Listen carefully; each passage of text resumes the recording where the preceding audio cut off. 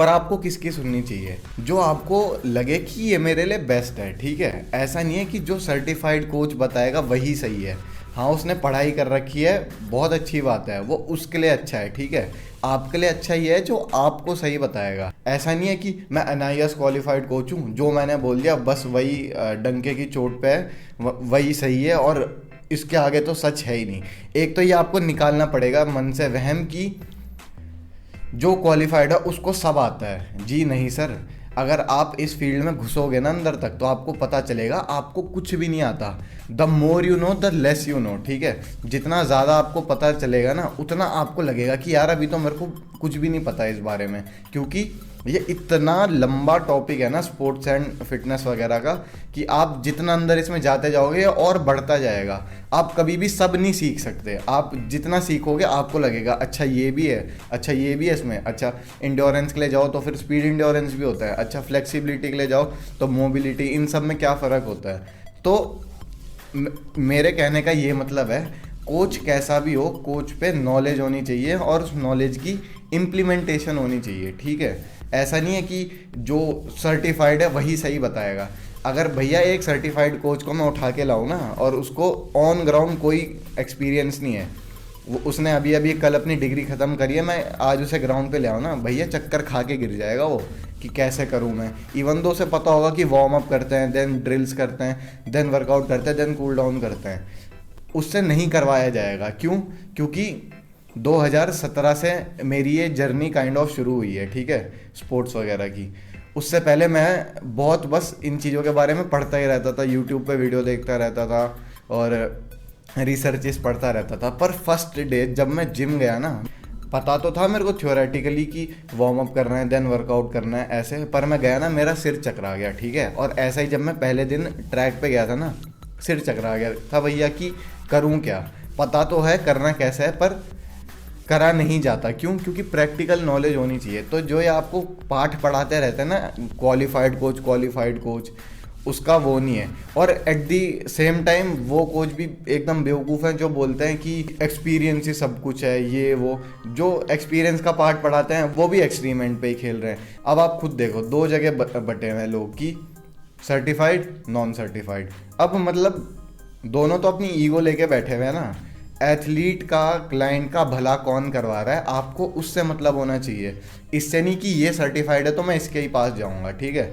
जो बहुत डिग्री करके उछलते हैं ना, मेरे सामने खड़ा कर दो उन्हें, जितने वो मेरे से सवाल पूछेगा, अगर 10 सवाल पूछेगा ना, मैं उसे 12 जवाब दूंगा, और मैं उससे एक ही सवाल पूछूंगा, अगर आंसर कर पाए तो बताना, ठीक है। क्यों? क्योंकि प्रैक्टिकल नॉलेज और थ्योरेटिकल नॉलेज दोनों ज़रूरी होती है, और उनसे भी सबसे ज़्यादा ज़रूरी होता है कि आपको अप्लाई करना आना चाहिए, ठीक है। इम्प्लीमेंटेशन ऑफ नॉलेज ये टॉप पे रखो। ये नहीं कि अच्छा इसने किताब से पढ़ रखा है तो ये सबसे बढ़िया कोच है। ऐसे तो यहाँ पे कॉपी पड़ी है, मान लो मैं यहाँ से देख के माइक पे बोल दूंगा कैमरे पे, तो मतलब मैं बहुत बड़ा विद्वान हो गया? नहीं।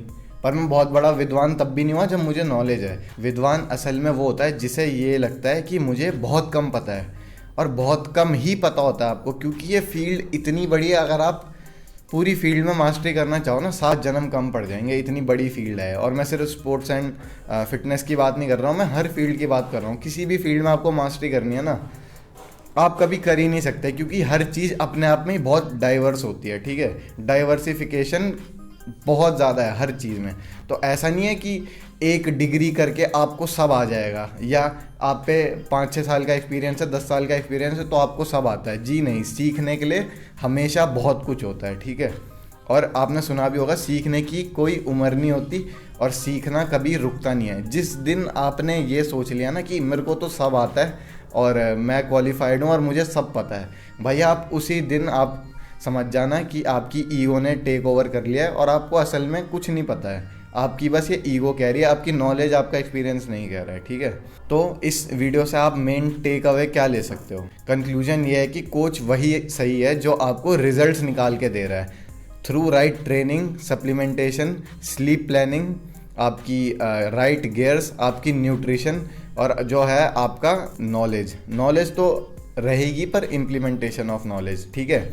और जो आपका बेस्ट वर्जन आपको निकाल के दे, ठीक है। बहुत सारे लड़के मेरे पास पास्ट में आए हुए हैं जिनकी टाइमिंग जब मेरे पास आते थे 1600 मीटर की 5:05, 6 ऐसे आती थी, ठीक है। पर उसके बाद से वो कभी मेरे पास आए नहीं और उनकी टाइमिंग उसके बाद कभी 5:20 के भी नीचे नहीं आई। तो ये होता है कोच का, ठीक है। और क्या होता है कि वो कोच आपको इंजरी फ्री रखे, ठीक है। ऐसे नहीं है कि रोज़ एक ही वर्कआउट, रोज़ 10 किलोमीटर भगा दिया, चाहे सर्टिफाइड हो चाहे नॉन सर्टिफाइड हो, और आपको इंजरी आ गई, ठीक है। इंजरी फ्री रहना भी बहुत ज़रूरी है, बहुत नहीं उतना ही ज़रूरी है जितनी बाकी चीज़ें हैं।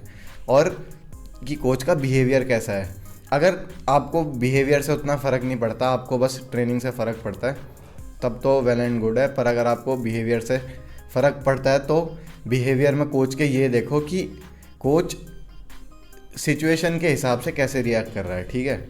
जब फ्रेंडली रहना है फ्रेंडली रहो, जब स्ट्रिक्ट रहना है तब स्ट्रिक्ट रहो। कोई ज़रूरी नहीं है कि आपको एक ही चीज़ पकड़ लेनी है। एंड में बस इतना ही बोलना चाहूँगा, जो एक्सपीरियंस का पार्ट आपको पढ़ाते हैं वो भी गधे हैं, जो डिग्री का पार्ट आपको पढ़ाते हैं कि हमारे पास डिग्री है, हाँ हम ही सही हैं, वो भी गधे हैं, ठीक है। असली कोच वही है जो आपका बेस्ट निकाल के आपको दे, जो आपके वेलफेयर के बारे में सोचे, आपकी परफॉर्मेंस के बारे में सोचे, ठीक है। ना कि अपना ईगो लेके बैठा रहे कि मुझे 10 साल का एक्सपीरियंस है और मैं ही सही हूँ, या मैंने NIS कर रखी है, मैंने BPED कर रखा है और मैं ही सही हूँ, ठीक है। ऐसा नहीं है। जो आपके वेलफेयर के बारे में सोचे वही बढ़िया कोच है और वही आपको रिजल्ट्स लेके दे सकता है, ठीक है। तो इस वीडियो में इतना ही, मिलते हैं अगले वीडियो में। टिल देन बहाने बनाना बंद करो और मेहनत करना स्टार्ट करो।